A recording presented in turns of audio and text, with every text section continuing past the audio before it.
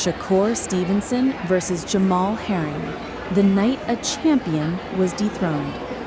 The drama surrounding one of boxing's most anticipated super featherweight showdowns began long before the first bell rang inside State Farm Arena in Atlanta, Georgia.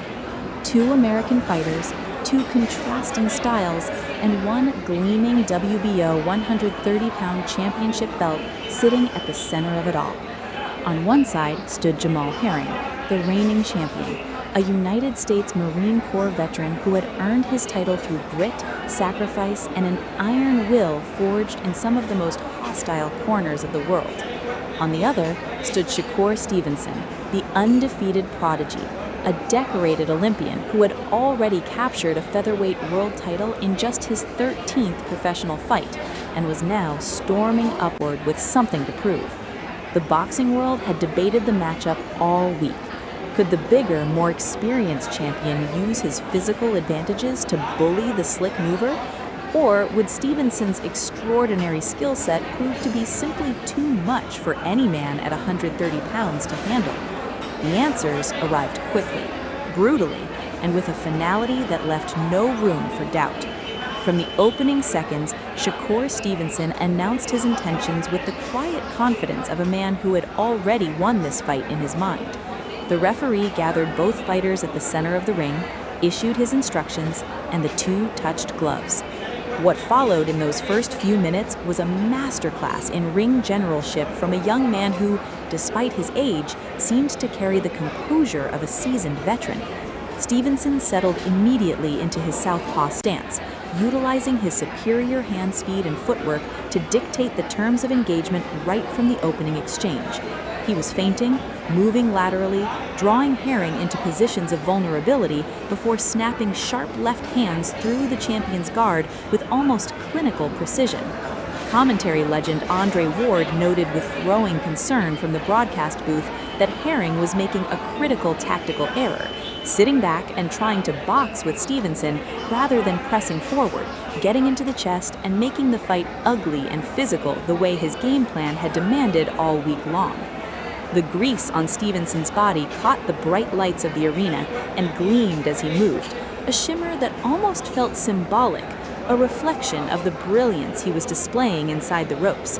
His left hand was finding its mark with alarming regularity, and the early statistics told a story that was becoming impossible to ignore. Stevenson was landing 37% of his power punches in the opening rounds, an extraordinary accuracy rate that spoke to both his technical precision and Herring's growing difficulty in reading the angles from which the shots were coming. Ward pointed out something fundamental about the psychological dimension of the fight. Stevenson wasn't just landing punches, he was making Herring hesitate, making him think, stripping away the champion's natural aggression and replacing it with doubt. Herring had come out trying to exchange in the opening moments, but by the midpoint of the first round, he had already retreated into a reactive posture that was playing directly into his opponent's hands. Round after round, the pattern solidified. Stevenson's combination work was breathtaking to observe. He was finding levels with frightening ease, landing 2- and 3-punch combinations to the head before dropping down with a jab to the body, then returning upstairs with a crisp left hand that snapped Herring's head backward. The broadcast team drew comparisons to some of boxing's all-time great performances, mentioning Floyd Mayweather and Joe Gotti, noting that Stevenson resembled that rare archetype of fighter who appears physically smaller but carries far more power and physical strength than the bigger man standing across from him. And yet, as one commentator was quick to note, Jamal Herring was no ordinary opponent. He was a Marine. He was a warrior in the truest sense of the word. He was not going to fold simply because the opening chapters of the night had gone badly for him.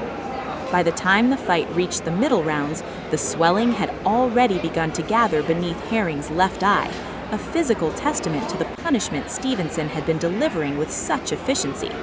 Team Herring's corner, led by trainer Brian McIntyre, worked urgently between rounds, urging the champion to commit, to push forward, to use the right jab as the foundation of his offense, and force Stevenson onto the back foot.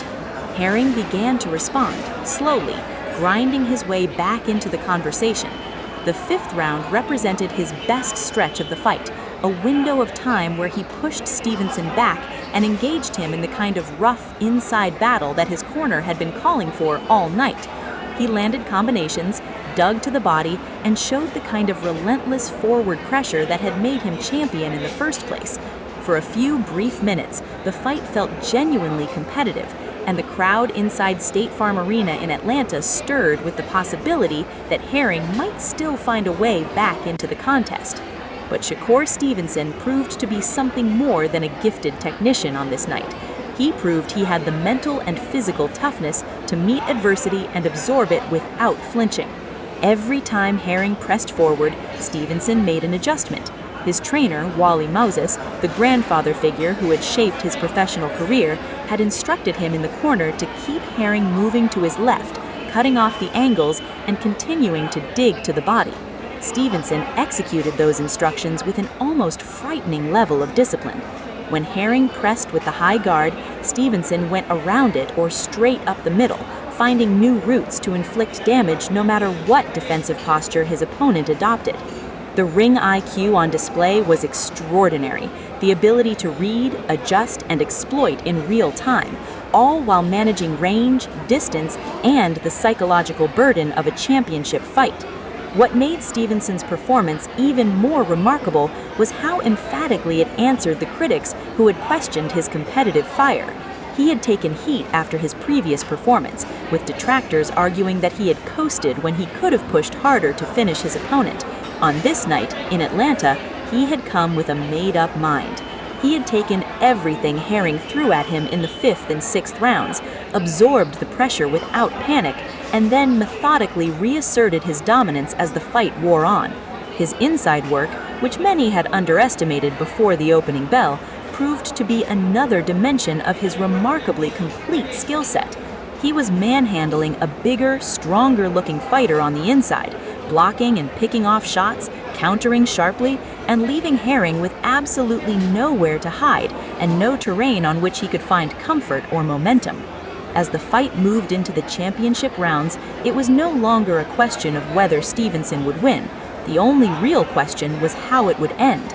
Andre Ward's scorecard, shared during the broadcast, painted a picture of absolute dominance, a clean sweep in which the only round that could even theoretically be scored for Herring was the 5th.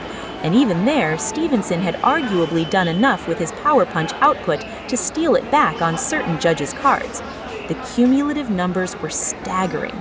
Stevenson held a 73-30 advantage in total connects through the first 5 rounds. He was repeatedly landing double-digit power punches in individual rounds, while Herring struggled to find anything clean or consistent enough to swing momentum in his favor. Inside the arena, Herring's wife, Jen, had not come out to sit ringside, a detail that felt quietly heartbreaking in the context of what was unfolding inside those ropes. Then came the cut. Late in the 9th round, a gash opened above Herring's right eye, the kind of wound that changes the entire calculus of a fight. Ringside physician Dr. Jeff Traub was called in to